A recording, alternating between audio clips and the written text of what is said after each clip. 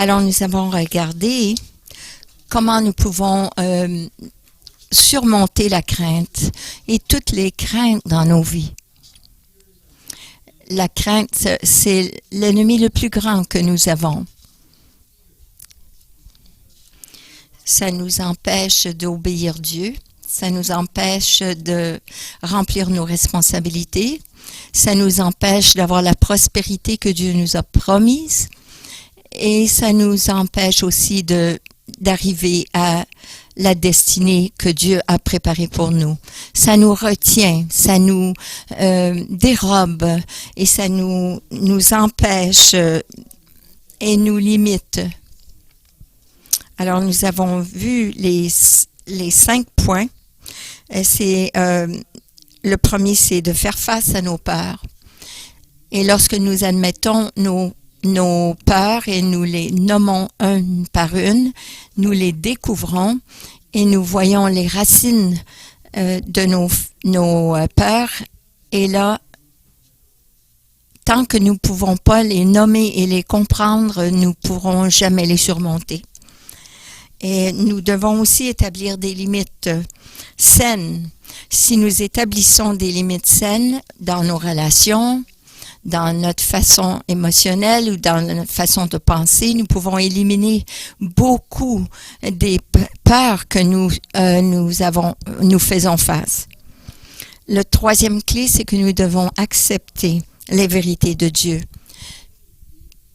Parce que lorsque nous reconnaissons que Dieu est extrêmement grand, comment extraordinaire qu'il est, et quand nous allons comprendre la grandeur de Dieu, nous pourrons jamais surmonter nos peurs. C'est au travers de Dieu que nous surmontons nos peurs. La quatrième chose, c'est que nous devons remplacer les mensonges de Satan. Toutes les craintes que nous avons, pensez bien, là. Analysez les mensonges que vous croyez, c'est parce qu'on a cru les mensonges par rapport à notre vie ou de notre situation. J'ai parlé à 2 personnes cette semaine et c'est venu que les raisons pourquoi ils avaient tant de peur dans leur vie, c'est parce qu'ils avaient cru des mensonges de Dieu. Par rapport à Dieu, ils étaient liés par la peur. Et la 5e façon que nous pouvons surmonter la peur, c'est d'être libre dans le présent. Nous devons vivre dans le présent.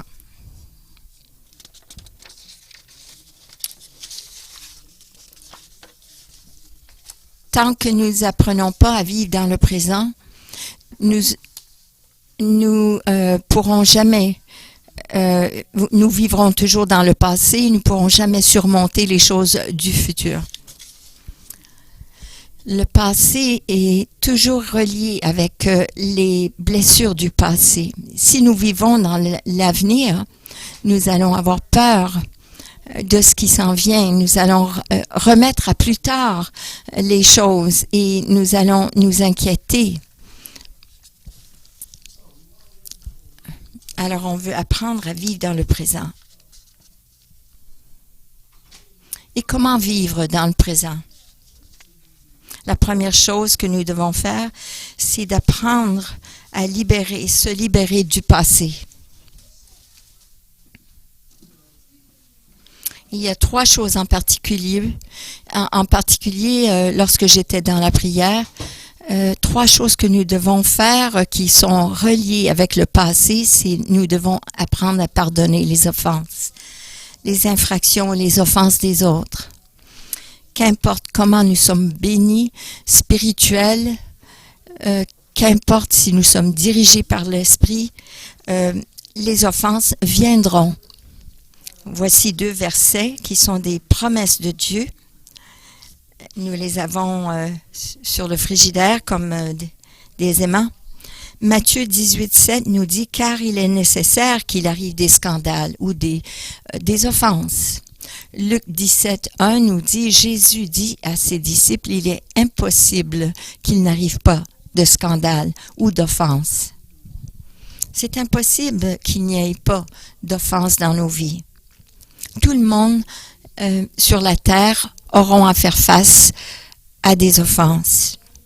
Il n'y a pas d'échec d'avoir des offenses, mais c'est comment nous gérons ces offenses qui déterminent si nous restons dans le passé ou si nous allons vivre dans le présent.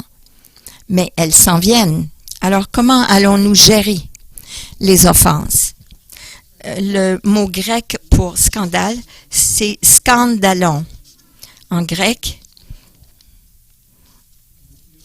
ça vient du mot scandale, vous savez, et ça veut dire un piège ou un attrape. C'est comme un terme qui est utilisé dans la chasse.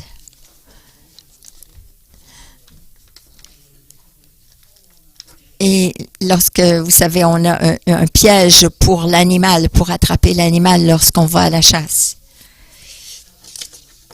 C'est un piège ou un attrape.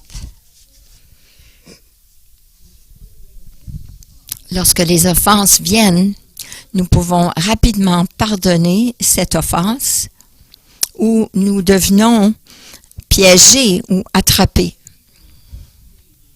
Et on connaît des gens qu'à chaque jour, ils font des remontrances par rapport à ces pièges, à ces offenses.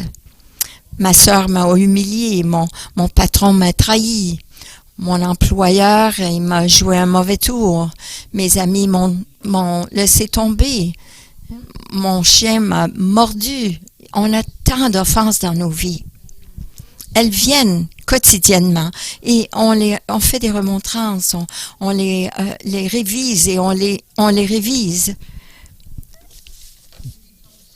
Et là, on devient piégé par ces offenses qui viennent dans nos vies.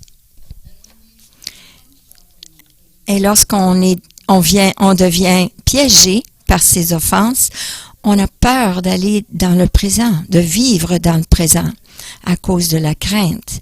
Cette crainte nous empêche par ces offenses. Éphésiens 4, 25 nous dit « Ne donnez pas accès au diable ». Et en anglais, le mot est un pied dans la porte. Ne lui laissez pas une ouverture, en d'autres mots.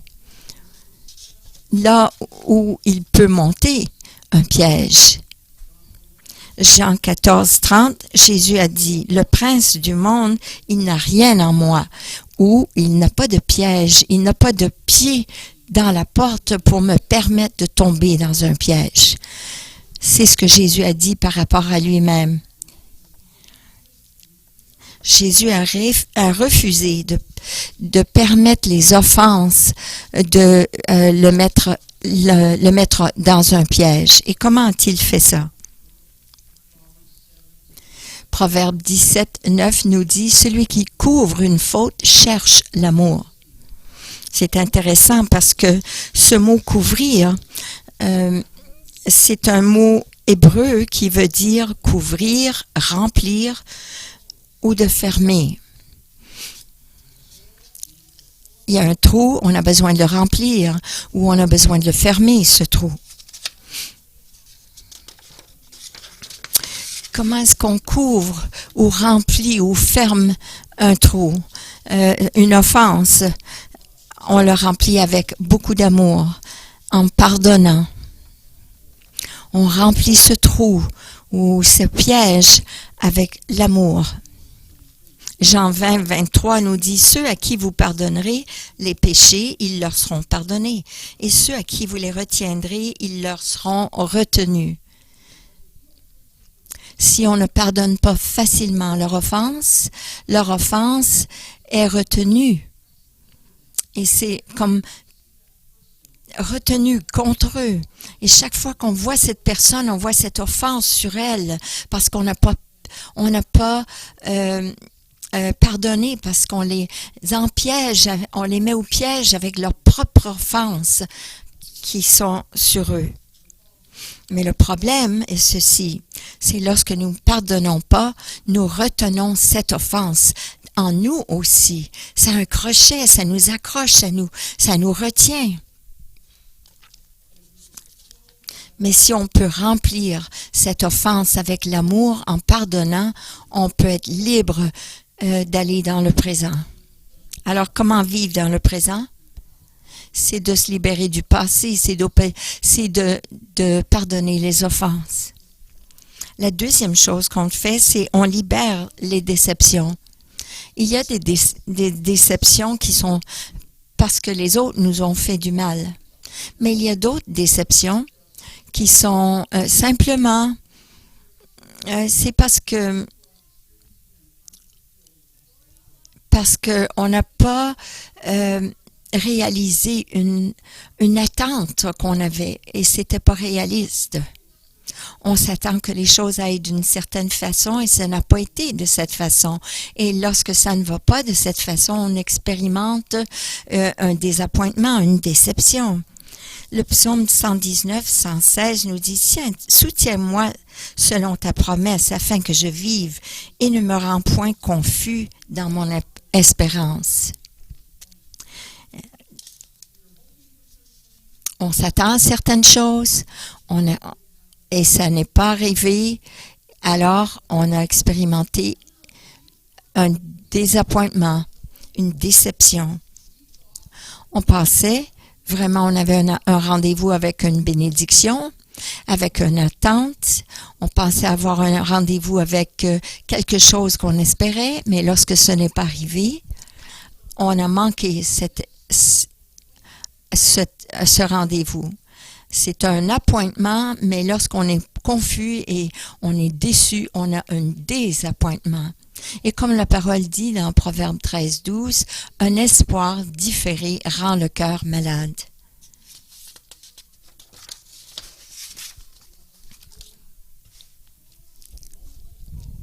Et lorsqu'on ne laisse pas, on ne libère pas, on ne se relâche pas de la douleur des déceptions passées, on a peur de vivre dans le futur, dans le présent même.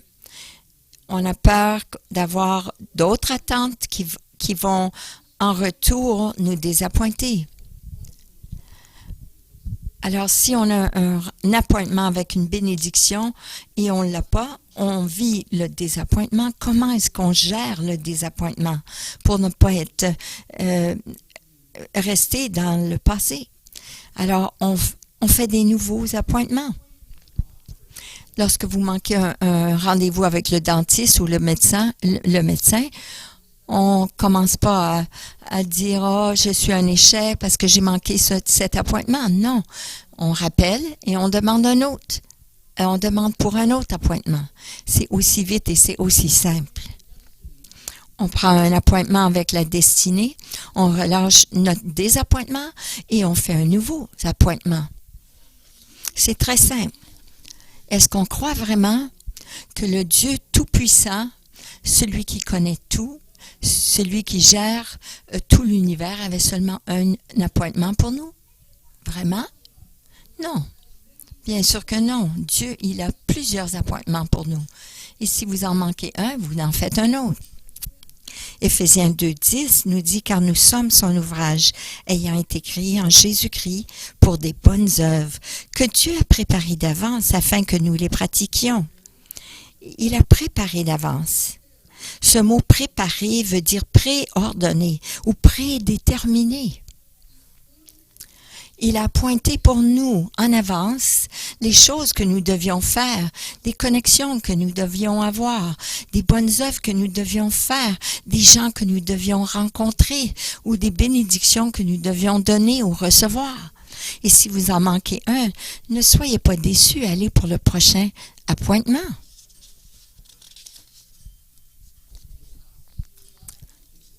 Vous allez devoir voir où Dieu vous mène.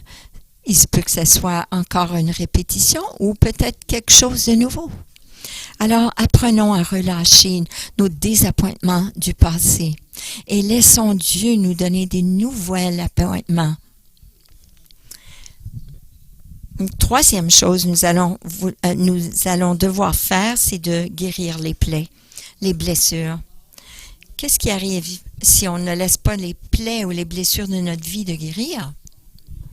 Le psaume 38:6 nous dit « Mes plaies sont infectes et purulentes. » Mes plaies sont infectes et purulentes. Si nos blessures ne sont pas guéries, elles laissent des plaies permanentes sur nos vies. Et ce psaume, ce qu'il suggère, c'est que si on ne les guérit pas, ils peuvent causer puantes et infectes pour les autres. Des attitudes qui ne sont pas bonnes, des paroles qui ne sont pas bonnes, des pensées pas bonnes. Et ces blessures vont commencer à devenir infectes et créer plus de problèmes dans nos vies. C'est pour cela qu'Hébreux 12:15 nous dit « Veillez à ce que nul ne se prive de la grâce de Dieu, à ce qu'aucune racine d'amertume poussant des rejetons ne produise du trouble et que plusieurs n'en soient infects. » Ça dit « plusieurs n'en soient infectés ». Des blessures qui n'ont pas été guéries vont causer l'amertume au travers de notre vie et causer des troubles dans nos relations. Elles peuvent aussi causer en sorte qu'on n'avance pas dans la foi, de peur qu'on soit blessé à nouveau. Ça va nous empêcher d'essayer à nouveau. Alors on reste dans le passé. C'est pour cela qu'on doit avoir nos blessures guéries. Et comment guérir nos blessures? Alors, le prochain psaume nous dit ceci. Il guérit ceux qui ont le cœur brisé et il pense leurs blessures. Le psaume 147 et verset 3.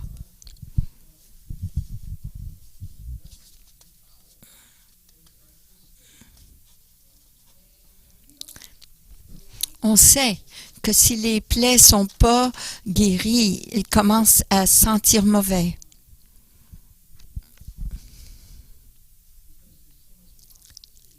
Il y a tellement de toxicité dans leur attitude et leur comportement et les gens évitent ce genre de personnes-là. Alors le plus vite qu'on ait guéri nos blessures, le mieux que c'est.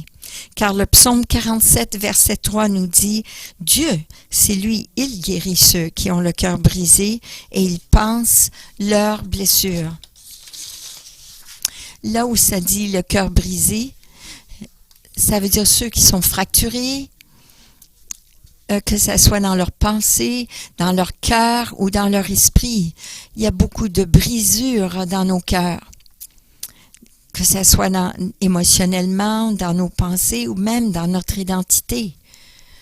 Mais Dieu pense et guérit ces blessures. Alors au lieu de cela, on le permet de guérir toutes nos blessures. Alors si on veut vivre dans le présent, la première chose qu'on doit faire, c'est de se libérer du passé en pardonnant toute offense, en relâchant tous les désappointements, toutes les déceptions qu'on aurait pu vivre et de guérir toutes les blessures. Alors là, on peut être libéré des craintes de notre passé. Et là, on peut vivre dans le présent.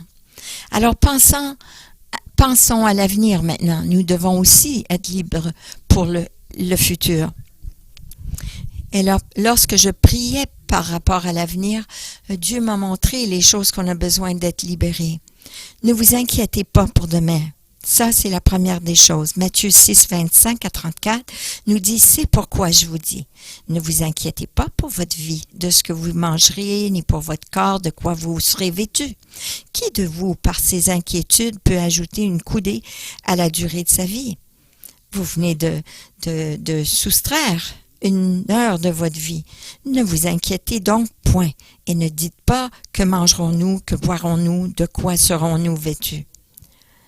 Ne vous inquiétez donc pas de demain, car le lendemain aura soin de lui-même. À chaque jour suffit sa peine. » Alors, ce que ça nous dit là, c'est de ne pas s'inquiéter pour l'avenir. Et Dieu Dieu nous dit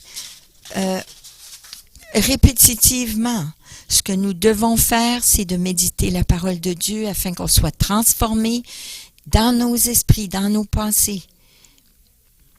Parce que ce que nous méditons, ce que nous contemplons, ça devient programmé dans nos pensées. Et ça commence à changer nos croyances, ça change nos pensées, ça change nos émotions et ça change éventuellement notre comportement. Alors, lorsqu'on médite sur la parole de Dieu et on la laisse transformer notre esprit, on programme les croyances de Dieu et les pensées de Dieu et les émotions de Dieu et ses comportements dans nos vies. Et là, nos vies sont changées. Parce que là, on peut commencer à vivre une vie équilibrée, une vie pleine d'amour. Mais Jésus nous a dit, méditez sur la parole de Dieu. N'inquiétez pas, ne vous inquiétez pas de l'avenir, parce que lorsque vous faites cela, vous méditez sur le négatif. Comme j'ai dit la semaine dernière, les gens m'ont dit, on ne sait pas comment méditer. On sait tout comment méditer, parce qu'on médite sur les mauvaises choses. Constamment, on pense à ceci ou cela et répétitivement sur le négatif. Et lorsqu'on fait cela, on est en train de programmer le négatif, les croyances négatives, les pensées négatives, le comportement négatif, les émotions négatives. Et là, on se demande pourquoi on est comment on est. Et on va dire, non, c'est pas moi. Non, on s'est programmé pour être de cette façon. Puis là, vous dites que c'est pas vous. Alors, vous devez changer ce programme-là. Il y a des gens qui ont beaucoup d'inquiétudes, ils ont beaucoup de problèmes de santé parce que, comme des mal de tête, des maux de tête, parce qu'ils ont programmé en eux des inquiétudes, des choses. Vous programmez votre corps. Notre corps veut nous aider. C'est comme un ami, elle veut nous aider. Mais si on médite sur les choses négatives, on enseigne à notre corps de collaborer avec nos paroles et nos pensées et nos émotions négatives. Et elle nous traite mal alors à ce moment-là. Le corps et les gens qui s'inquiètent constamment, ils ont des amis, très peu d'amis. Parce que lorsque vous êtes, votre comportement est négatif par rapport à vos pensées, vous éloignez les gens de vous. Parce que vous avez médité sur le négatif. Et lorsqu'on commence à s'inquiéter pour les choses possibles de l'avenir, on n'est pas capable de vivre dans le présent parce qu'on est trop focusé sur les choses de l'avenir. Alors, c'est quoi la solution de l'inquiétude de l'avenir? Qu'est-ce que c'est la solution sur méditer sur le négatif? C'est de méditer sur le positif. Et voilà ce que la parole de Dieu dit dans Philippiens 4:8. « Au reste, frères, que tout ce qui est vrai, tout ce qui est honorable, tout ce qui est juste, tout ce qui est pur, tout ce qui est aimable, tout ce qui mérite l'approbation, ce qui est vertueux et digne de louange soit l'objet de vos pensées. » Alors, c'est ça la reprogrammation de nos pensées. Le négatif est éloigné et repoussé et remplacé par le positif, par les pensées positives. Et là, l'inquiétude part. On est libéré. Ne vous inquiétez pas des choses négatives, que vos pensées n'occupent pas des pensées négatives, mais plutôt du positif. Et le négatif partira. La deuxième chose qu'on a besoin de faire, c'est de ne pas s'inquiéter pour l'avenir, mais il ne faut pas non plus remettre à plus tard. Autant que possible, si vous avez des obligations aujourd'hui, faites-les aujourd'hui, ne les remettez pas à demain. On peut penser à cela lorsqu'on n'a pas réparé cette champlure aujourd'hui, mais demain, elle sera pire. Elle sera en pire état. Demain, ça ne sera pas un petit écoulement, ça va être un dégât d'eau. Proverbe 3, 27 à 28, ça dit « Ne refuse pas un bienfait à celui qui y a droit. Quand tu as le pouvoir de l'accorder, ne dis pas à ton prochain « Va et reviens, demain je donnerai quand tu as de quoi donner. » Non. Si vous avez des finances aujourd'hui, utilisez-le aujourd'hui. Je me rappelle lorsque j'étais aux Philippines, je suis allée à une hacienda, une maison. C'était une plantation de canne à sucre et les gens vivaient dans des huttes de bambou. Et une dame est sortie, elle m'a donné un petit verre du Coca-Cola chaud avec 2 biscuits Oreo. J'ai dit à la dame, non merci, j'essayais d'être gentille. J'ai dit non, c'est correct, je suis pas venue ici pour cela, j'ai pas besoin de rien. Elle m'a regardé dans les yeux. Elle a dit, tu ne comprends pas. Aujourd'hui, j'ai aujourd'hui et je dois donner parce que demain, il est possible que il n'y a rien. Je ne pourrai pas donner. J'ai aujourd'hui. Et parce que Dieu m'a donné quelque chose aujourd'hui, je peux le partager. Demain, je ne pourrai pas.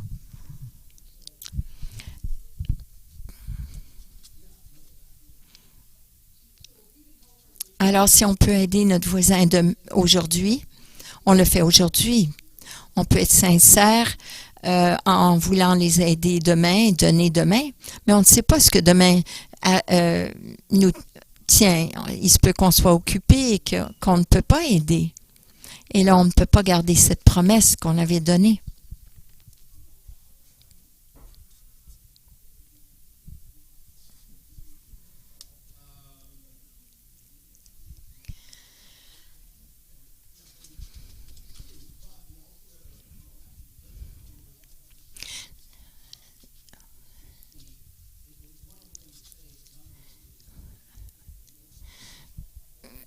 C'est très bon de le dire, mais il n'y a personne qui mérite quoi que ce soit.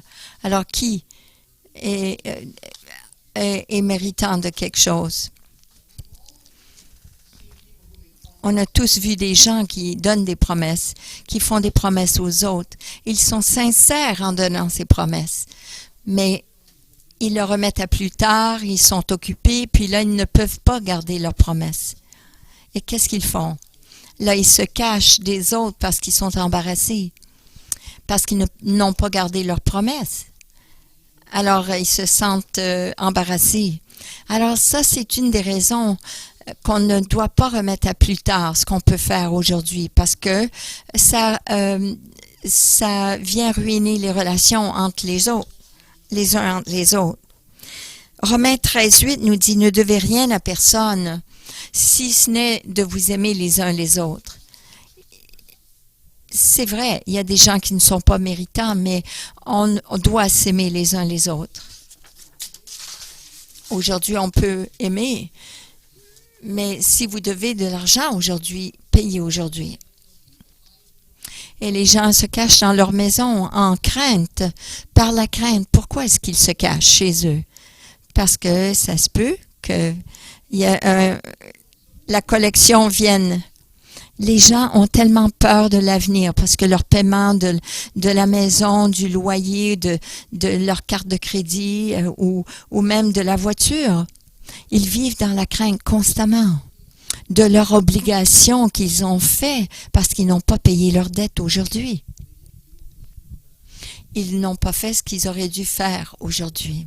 Alors, c'est pour cela qu'on dit ne remettez pas à demain ce que vous pouvez faire aujourd'hui. Si vous avez des dettes aujourd'hui, payez vos dettes aujourd'hui. Si vous n'avez pas l'argent aujourd'hui, qu'est-ce que vous faites à utiliser l'argent d'un autre? Si je n'ai pas aujourd'hui, pourquoi est-ce que je dépense de l'argent? Si j'ai de l'argent et je paye ma dette aujourd'hui, je n'ai pas besoin de m'inquiéter pour demain. Les gens ont des choses qui augmentent, des dettes ou des engagements qui vont en augmentant parce qu'on n'a pas gardé nos promesses aujourd'hui. Et ça nous garde liés à l'avenir. On ne peut pas vivre dans le présent parce qu'on a peur de ce que l'avenir nous réserve.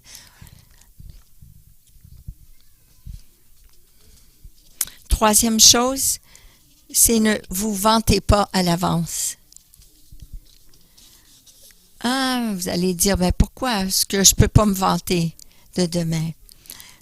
Je crois vraiment, je crois que Dieu veut vraiment faire ceci et avec l'aide de Dieu, je vais faire de mon mieux. Mais si on commence à se vanter de ce qu'on va faire demain, tout ce qu'on va faire dans l'avenir, hein, ce qu'on fait, c'est qu'on se met au-delà, au-dessus de la souveraineté de Dieu.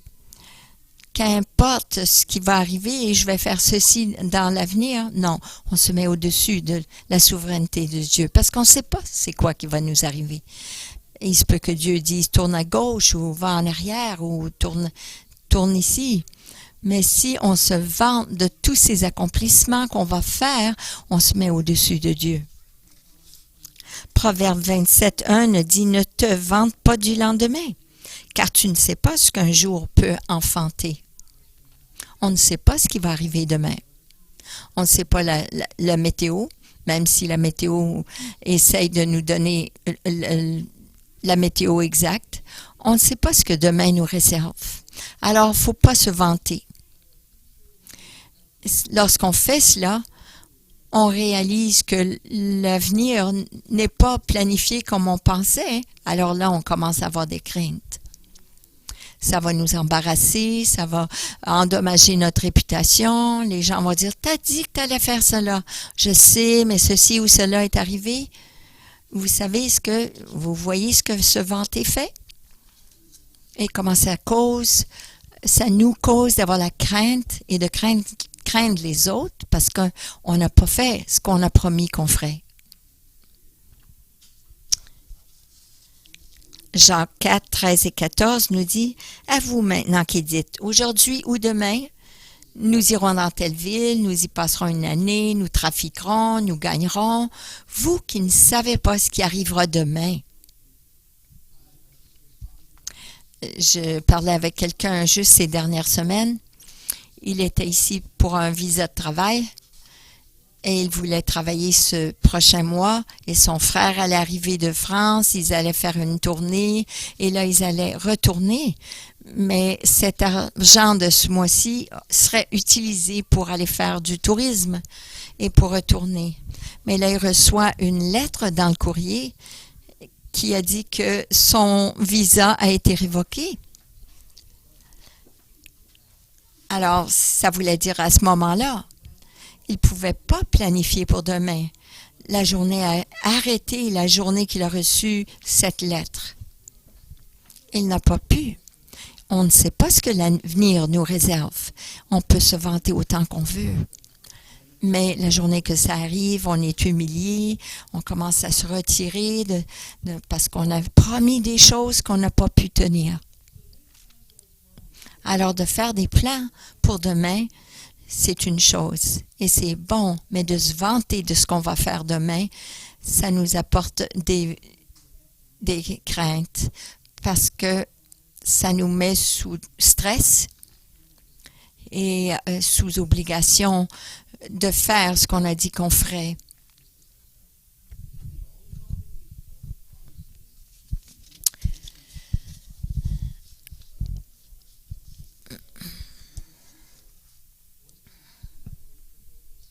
Qu'est-ce qui va arriver si je n'accomplis pas toutes ces choses?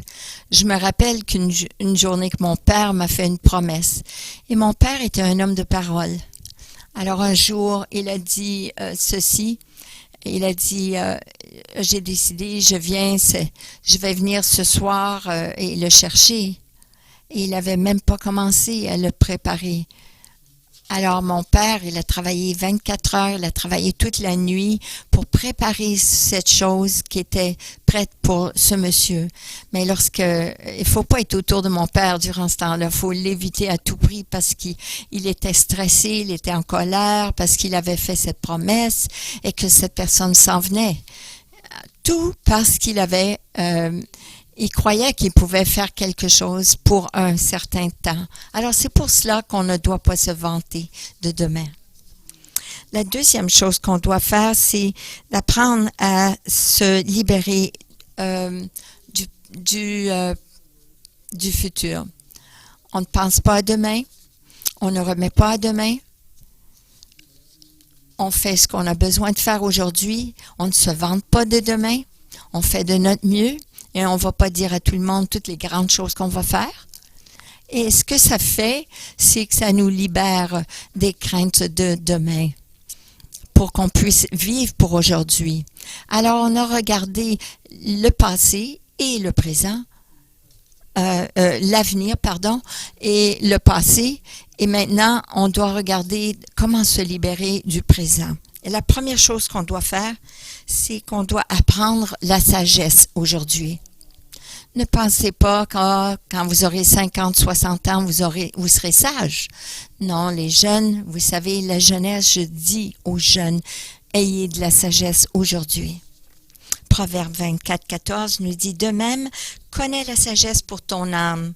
Si tu la trouves, il est un avenir et ton espérance ne sera pas anéantie.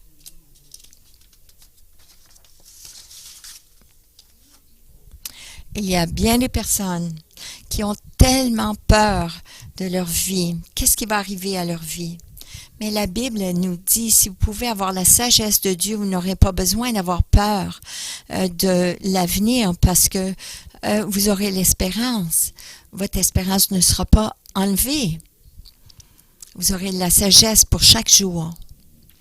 Et cette sagesse pour aujourd'hui va non seulement vous aider à faire des bonnes décisions aujourd'hui, mais ça va vous donner un avenir.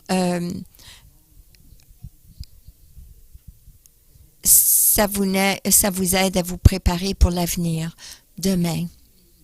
Et voici ce qui est extraordinaire de la sagesse.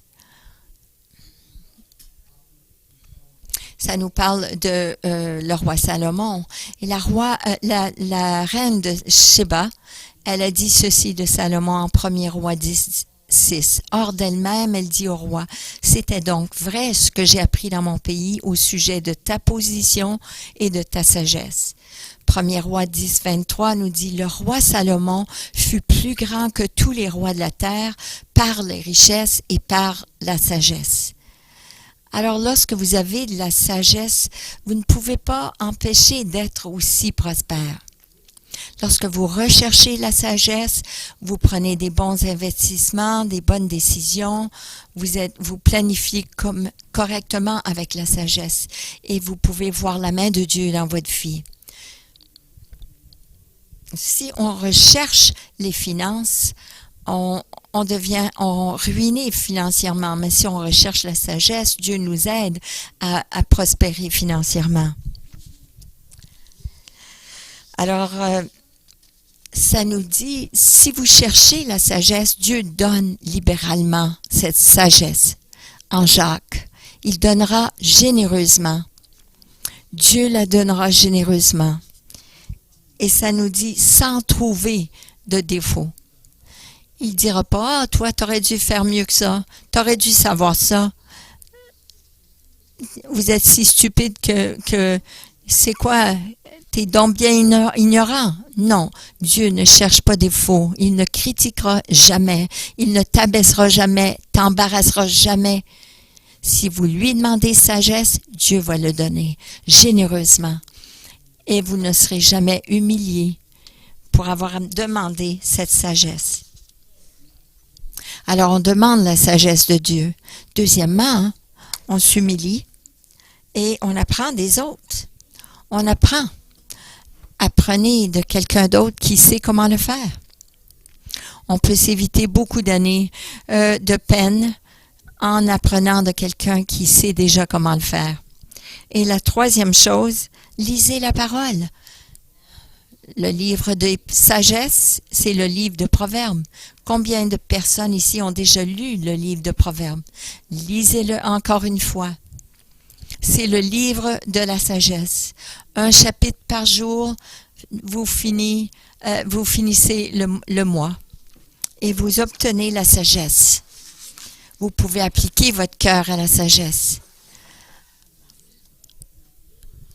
Et cela nous libère à ce moment-là de la crainte, des fautes, des mauvaises décisions et de l'humiliation.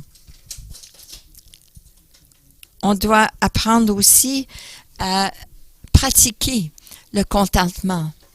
La piété et le contentement, c'est un grand gain. C'est ce que nous dit Timothée. Il y a aussi Philippiens 4 et verset 12. J'ai appris, c'est un secret, mais j'ai appris ce secret, à être rassasié et avoir faim, à être dans l'abondance et être dans la disette. J'ai appris.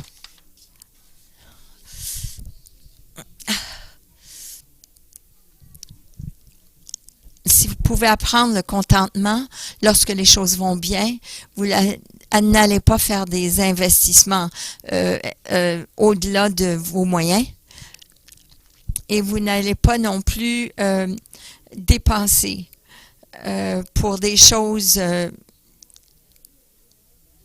et de faire des choses irresponsables.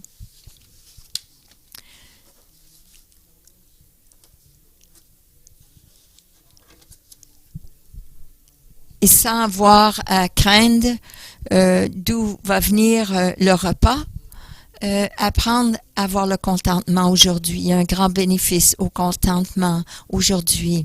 Et lorsqu'on a le contentement aujourd'hui, on n'a pas besoin de vivre dans la crainte.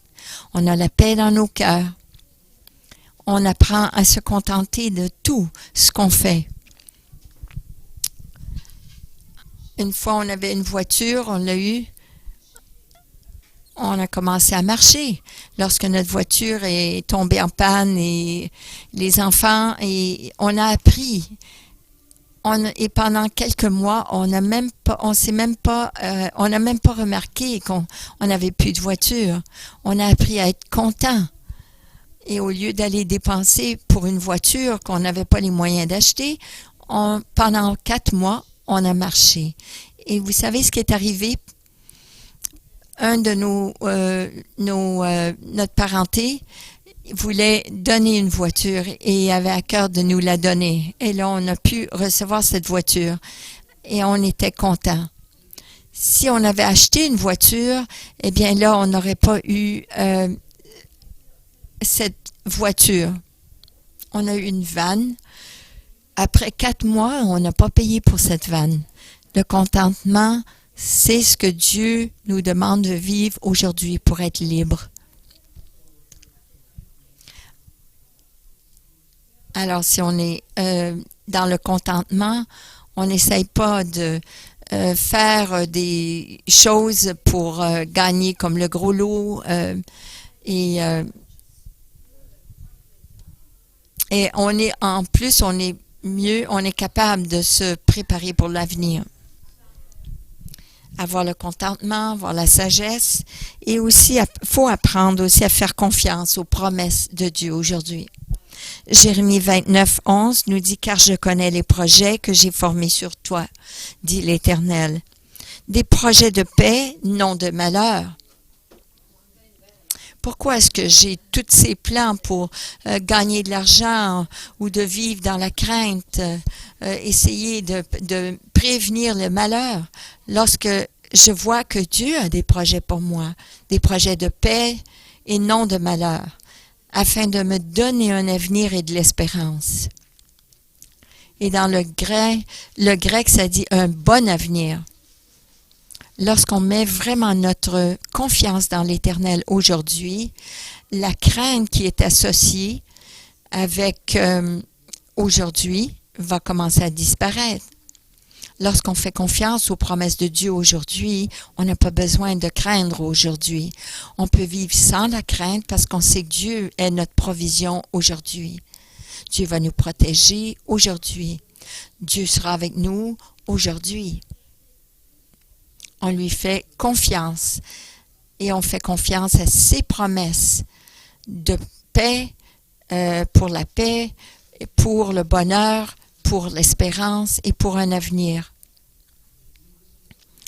Je me rappelle, lorsque j'étais à l'université, mes parents n'avaient pas d'argent pour me payer mes études, mais j'ai payé mes propres études et je n'avais pas pensé de quelle façon je ferais ça. Alors, je me suis trouvé un travail à temps partiel. j'ai eu un travail très, très bon et j'avais du temps supplémentaire aussi pour faire ce que je voulais. Et je me suis trouvé aussi des bourses et surnaturellement, Dieu a fourni, il a pourvu à mes besoins. J'ai travaillé pour ces petites dames et tous les samedis matins, je faisais leur jardinage, je faisais leur rénovation l'hiver et ils me faisaient des petits lunchs, ils me retournaient à la maison avec des plats, des petits plats, en faisant 6 heures de travail le samedi. Et là, j'avais les bénédictions de Dieu. Et un jour, Dieu m'a dit ceci, embarque dans l'auto et va à la place où je te dirai. J'étais à London et j'ai continué jusqu'à Winnipeg. J'ai conduit ma voiture jusqu'à là. À toutes les villes où j'allais, je rencontrais quelqu'un. Il m'invitait pour coucher le soir. Il me donnait un déjeuner le lendemain. J'embarquais la voiture et je recommençais. À ce moment-là, McDonald's était 2$ et j'ai conduit au travers du Canada sur une tank de gaz par jour jusqu'à Winnipeg sur une petite Volvo. Dieu pourvoit lorsqu'on lui fait confiance et on fait confiance à ses promesses. Romains 8, 38 et 39. Car j'ai l'assurance que ni la mort, ni la vie, ni les anges, ni les dominations, ni les choses présentes, ni les choses, le présent, et les choses à venir, ni les puissances, ni la hauteur, ni la profondeur, ni aucune autre créature ne pourra nous séparer de l'amour de Dieu manifesté en Jésus-Christ notre Seigneur. Je suis convaincue de cela, que rien ne me séparera de l'amour de Dieu. Alors si rien ne peut me séparer de son amour, rien ne me séparera de ses actions non plus, de son expression d'amour envers moi, de sa protection, sa sûreté, sa provision, parce que Dieu est un Dieu d'amour. Alors l'expression de son amour, c'est pour moi la paix, la provision, la protection. Rien ne peut me séparer de cela parce que c'est enveloppé dans l'amour de Dieu. Alors si j'ai confiance dans les promesses de Dieu aujourd'hui, je vais voir l'accomplissement et la provision de ces promesses aujourd'hui. Alors si on va vivre dans le présent, on doit être libre dans le présent en apprenant la sagesse aujourd'hui, de commencer à marcher dans la sagesse et non en réaction et en crainte. On doit marcher dans la sagesse. Alors on ne ferait pas des achats qu'on ne devrait pas acheter. Et si on s'assure des promesses de Dieu, on peut marcher dans la sécurité et la paix de Dieu dans nos vies. Cathy et moi, on avait, par la foi, on a acheté notre maison. On n'avait pas d'argent, mais Dieu nous a dit acheter cette maison. À ce moment-là, on a dit, on vous offre, c'était 125 000, mais nous, on a dit, on vous offre 95 000. Puis on a dit, on veut toutes vos affaires incluses. 24 heures plus tard, ils ont dit, oui, c'est correct, on vous le donne pour 95. Et là, j'ai dit, Seigneur, où est-ce qu'on va avoir l'argent? Mais encore, une parenté de Cathy. Et puis, il a dit, oui, est-ce que on pensait de vous donner de l'argent? Vous venez d'acheter une maison? Et puis, ils nous l'ont donné. Et en 19 ans, on a payé notre maison. Faites confiance à Dieu et ses promesses. Jamais j'aurais cru que je serais propriétaire d'une maison. J'aurais jamais cru non plus de payer l'hypothèque en dedans 19 ans. Mais Dieu est fidèle, fidèle à ses promesses. Alors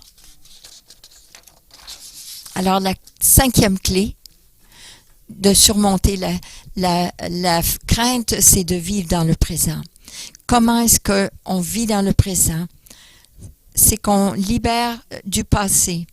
On libère, on pardonne toutes les offenses, on se libère chaque déception et on soigne, on va chercher notre guérison pour chaque blessure. Comment libérer l'avenir? De ne pas s'inquiéter pour demain, de ne pas remettre les choses à demain et ne pas se vanter d'avance. Et comment être libre dans le présent? Apprenez la sagesse de Dieu aujourd'hui. Pratiquez le contentement aujourd'hui et faites confiance aux promesses de Dieu aujourd'hui. Alors vous serez libérés de la crainte, vous aurez la paix dans votre vie et vous pourrez marcher dans les promesses de Dieu. Alors je vous demande de vous lever. On a encore trois autres lettres à appliquer pour sans crainte. Mais on doit apprendre à vivre dans le présent. C'est très important de vivre dans le présent. Alors, l'application. Quelle offense est-ce que j'ai besoin de pardonner? Quelle déception ai-je besoin de libérer? Et quelle blessure ai-je besoin de guérir pour que je puisse être libéré de mon passé? Alors, un autre, de quoi devrais-je cesser de m'inquiéter? Cesser de remettre à demain et d'arrêter de me vanter afin de marcher libre de mon avenir. Quelle sagesse ai-je besoin d'apprendre? Quel contentement et à quelle promesse dois-je faire confiance afin d'être libéré pour vivre dans mon présent? Et quand est-ce que je vais apprendre à vivre dans le présent? Vous pouvez vivre dans le passé pendant 20 ans. Et vous pouvez vivre dans l'avenir aussi pendant 20 ans. Mais la question la plus importante, c'est comment et quand allez-vous commencer à vivre dans le présent?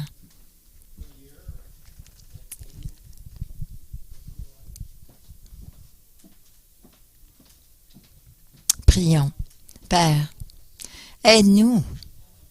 C'est tout par ta grâce, à cause de tes promesses. On ne peut pas faire cela sans toi. Mais on peut faire plus que cela avec toi. Alors on te demande de nous aider à nous libérer de notre passé. Aide-nous à être libres du passé. Aide-nous à pardonner toute offense. Aide-nous, Seigneur, à être libres de toute déception de notre vie.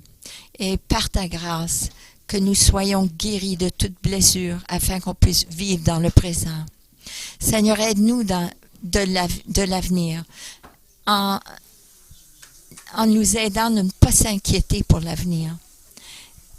Aide-nous, Seigneur, à ne pas remettre à demain ce que nous pouvons faire aujourd'hui.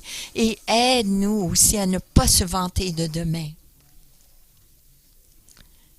Aide-nous de baser nos plans basés sur ce que tu nous dis, afin qu'on soit libérés de l'avenir. Et aide-nous à marcher dans le présent. Nous te demandons, tu as dit, Seigneur, si on te demande, tu nous donneras généreusement. Maintenant, nous prenons un moment pour te demander la sagesse concernant les finances, concernant la famille, donne-nous la sagesse. Concernant les relations, donne-nous la sagesse. Concernant les investissements et les choix que nous devons prendre, donne-nous ta sagesse. Et merci. Il n'y a pas de jugement associé à cela. Il y a seulement la générosité et la bénédiction de Dieu lorsqu'on te demande pour la sagesse. Alors on te demande pour la sagesse. Et nous prions aussi que tu nous aides à être heureux, contents des choses que tu nous donnes et de vivre dans ce contentement. Aide-nous à faire confiance dans tes promesses parce que tu nous as dit que tes promesses sont toujours oui et amen. Merci Dieu. Merci. Pour moi-même et pour tous ceux ici, Seigneur, je prie. Aide-nous à être libres de l'avenir, du passé et du présent et de prendre à vivre dans le présent avec ton aide. Et dans cet endroit, la crainte doit partir au nom de Jésus. Et le peuple de Dieu dit, Amen. Amen.